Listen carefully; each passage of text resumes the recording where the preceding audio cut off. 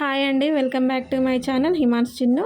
ఈ వీడియోలో ఇందిరమ్మ ఇళ్ళ లిస్ట్లో మీ పేరు ఉందా లేదా అని ఎలా చెక్ చేసుకోవాలో చెప్తాను. ఉంటే ఏ లిస్ట్లో ఉంది, లిస్ట్ 1, లిస్ట్ 2, లిస్ట్ 3 ఈ 3 లిస్టులు ఉన్నాయి.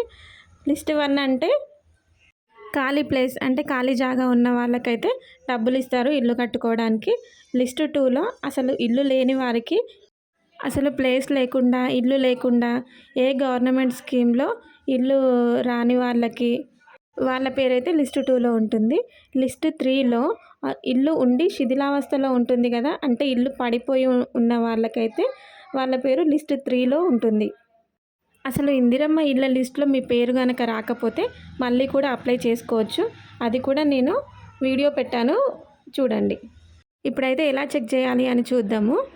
ఇప్పుడైతే మొబైల్లో ఎలా చూసుకోవాలి అని అయితే చూపిస్తున్నాను. గూగుల్ క్రోమ్ ఇందిరమ్మ ఇండ్లు .తెలంగాణ.gov.in అని టైప్ చేయాలి. వెబ్సైట్ ఇట్లయితే ఓపెన్ అవుతుంది. పైన 3 లైన్స్ ఉన్నాయి కదా, దాని మీద క్లిక్ చేస్తే అప్లికేషన్ స్టేటస్ అని చూపిస్తుంది.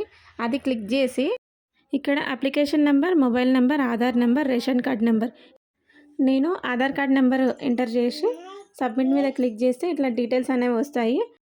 వీళ్ళకైతే లిస్ట్ 3లో శాంక్షన్ అయింది. అయితే ప్రిఫరెన్స్ అయితే మటుకు ఫస్ట్ L1 వాళ్ళకి ప్రిఫరెన్స్ ఇస్తారు, తర్వాత L2, తర్వాత L3 అనమాట. వీళ్ళకైతే ఇల్లు కూలిపోయింది, సో L3లో వచ్చింది వీళ్ళకి. ఒకవేళ ఏమైనా డౌట్స్ ఉంటే కనుక, మీకు ఏమైనా కంప్లైంట్స్ ఉంటే కనుక ఇక్కడ క్లిక్ హియర్ అని ఉంది కదా, దాని మీద క్లిక్ చేయాలి. ఇక్కడ మొబైల్ నెంబర్ ఎంటర్ చేసి సబ్మిట్ చేస్తే కంప్లైంట్ ఫామ్ వస్తుంది. వచ్చిన తర్వాత అక్కడ అన్నీ మీ కంప్లైంట్స్ ఫిల్ చేసి సబ్మిట్ చేసేయాలి. సబ్మిట్ చేసిన తర్వాత ఒక 10 to 15 డేస్లో మళ్ళీ మిమ్మల్ని కాంటాక్ట్ అవుతారు. Thank you so much for watching this video. Please subscribe చేసుకోండి, లైక్ చేయండి, మీ ఫ్రెండ్స్ అండ్ ఫ్యామిలీ మెంబర్స్కి షేర్ చేయండి.